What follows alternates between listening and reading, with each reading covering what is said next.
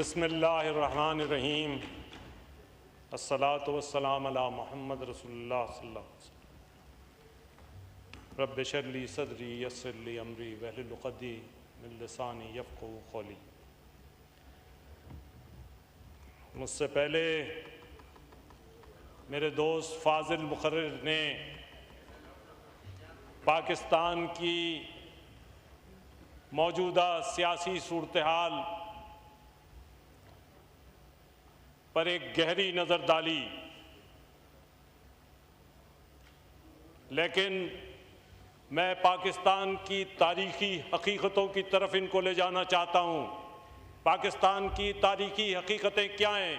पाकिस्तान को बनाने वाले लाखों लोग जिन्होंने सरहदों को अबूर करते हुए शहादतें अख्तियार की, जिन्होंने अपना घर बार छोड़ा, अपने बाप दादा की कब्रें छोड़ी,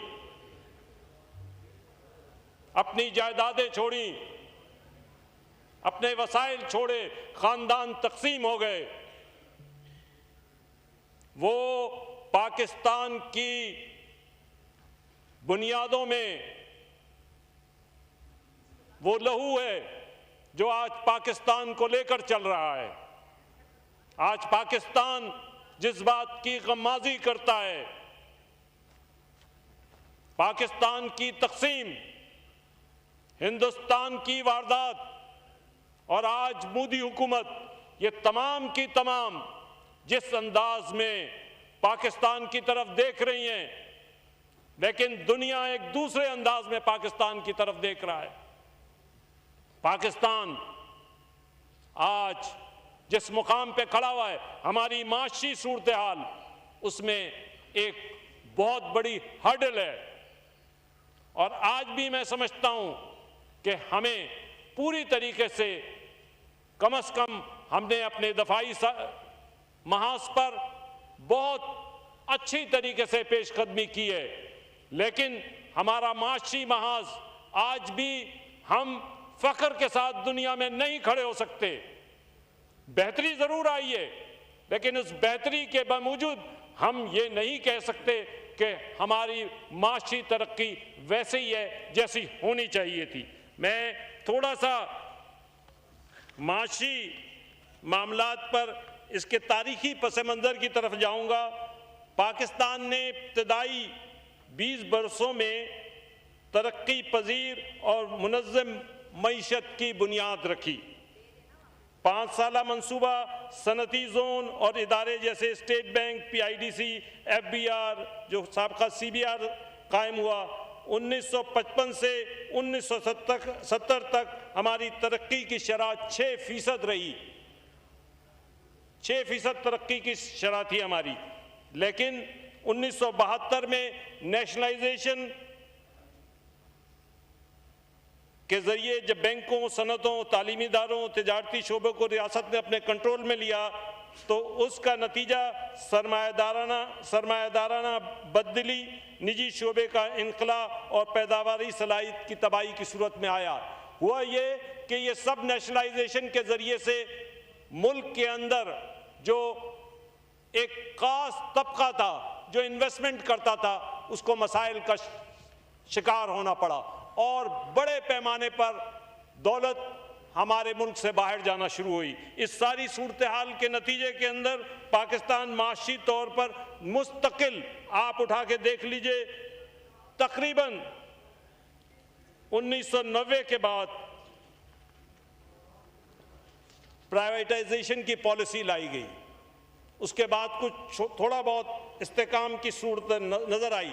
2008 के अंदर भी कि उसके बाद जिस तरीके से मुल्क की माशी सूरत हाल की खराबी की बुनियादें रखी गई, वो सब कुछ जिस जानिब बढ़ रहा था उसमें वो मसाइल पैदा हुए जिसमें ब्लैक इकनॉमी की वसत, टैक्स टू GDP तनासुब के मसाइल, नकदी कैश पर मबनी लेन देन, ये सारी चीज़ें इम्प्रूव होना शुरू हो गई और इसके बाद ब्लैक इकनॉमी बढ़ना शुरू हुई। ये वो मसाइल थे जिन्होंने इस मुल्क को ऐसी सूरत हाल में ले गए कि जहाँ पे आज हम खड़े हुए हैं। हम कोशिश कर रहे हैं कि इसको अभी सूरत हाल से निकालें, लेकिन मैं इस ऐवान की वसासत से ये समझता हूँ जिन तजावीज़ पे गौर करना चाहिए उसमें टैक्स असलाहत के ज़रिए टैक्स नेट को वसी किया जाए, डिजिटल अदायगी और बैंकिंग निज़ाम को फ़रोग़ दिया जाए, स्मगलिंग और जाली इनवाइसिंग के ख़िलाफ़ सख्त कार्रवाई की जाए, अवाम में टैक्स की अहमियत के बारे में आगाही मुहिम चलाई जाए। इस सारी सूरत हाल के अंदर मैं इस ऐवान से तवक्को रखता हूँ कि वो मौजूदा बजट की इस्लाहात पर गौर करेंगे और पूरी तरीके से इस मामले को आगे बढ़ाएंगे।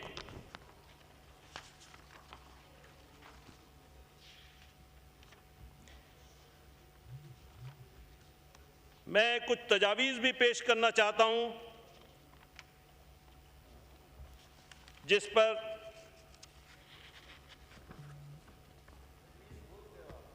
जी तजवीज़ तो भूल जाऊंगा, आप और बहुत सारी चीज़ें भूल जाते हैं मैं तजावीज़ का सफ़र ढूंढ रहा था।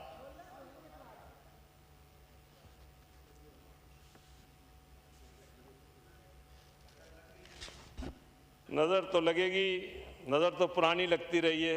मेरी पिछली बजट तकरीर में भी इन्हीं के जुमले चल रहे थे और अभी भी चल रहे हैं।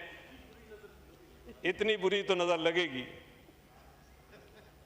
मैं आपसे जनाब डिप्टी स्पीकर साहब ये अर्ज़ कर रहा था कि हमें 4 अहम नुकात पर गौर करना चाहिए। उसमें बेसिक है कि ब्लैक इकनॉमी में सोने की तिजारत, कैश के ऊपर मबनी लेन देन और इसके अलावा हमें एग्रीकल्चर की इम्प्रूवमेंट और उनके टैक्सेशन सिस्टम को स्ट्रॉन्ग करना चाहिए। इन चीज़ों के बगैर मुल्क की इकनॉमी खड़ी नहीं हो सकती।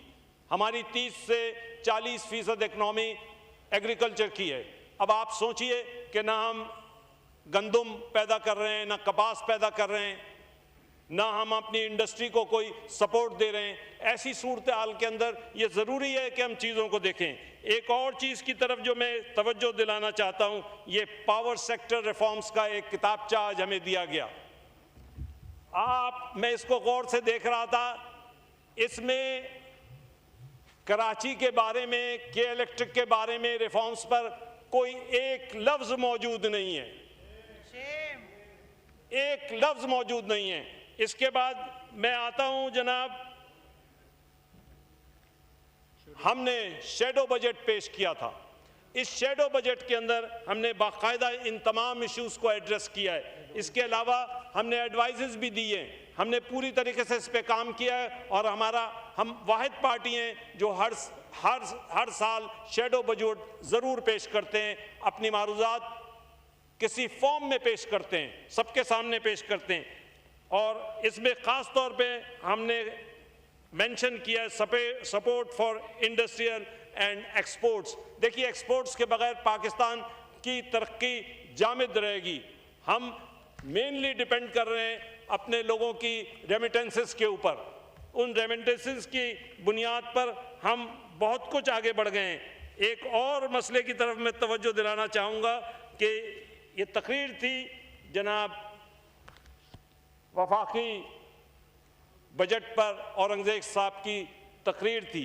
अब आप इस तकरीर को भी उठा के देख लीजिए, इसके तमाम सफ़ों की सही वर्गर्दानी की है। पाकिस्तान का सबसे अहम मसला इसका इंडस्ट्रियलाइजेशन सेक्टर है। मैं खुद साइट इंडस्ट्रियल एरिया से MPA भी था, अब MNA भी हूँ।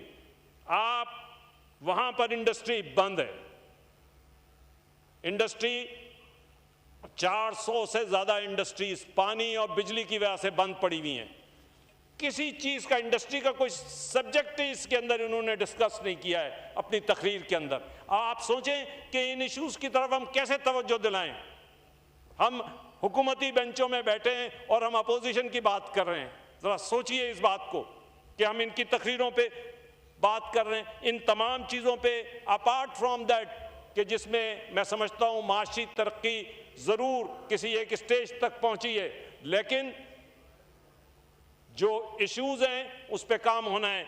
जैसे मैंने बिजली का इशू बताया, जैसे मैंने ये इनकी तकरीर पे इशू उठाया, ये सारी चीज़ों को हम देखते हुए हम समझते हैं कि MQM अपने इस प्लेटफॉर्म से असेंबली के अंदर और पूरी तरीके से हुकूमती मामलात और मुल्क की मईशत के लिए अपना किरदार अदा करती रहेगी। और इंशाअल्लाह उल अज़ीज़ हम समझते हैं इस मुल्क के लिए हमारे लोगों ने ख़ास तौर पे कराची के रहने वाले उर्दू बोलने वालों ने जो कुर्बानियाँ दी हैं उसकी कोई नज़ीर पाकिस्तान की तारीख में नहीं मिलती।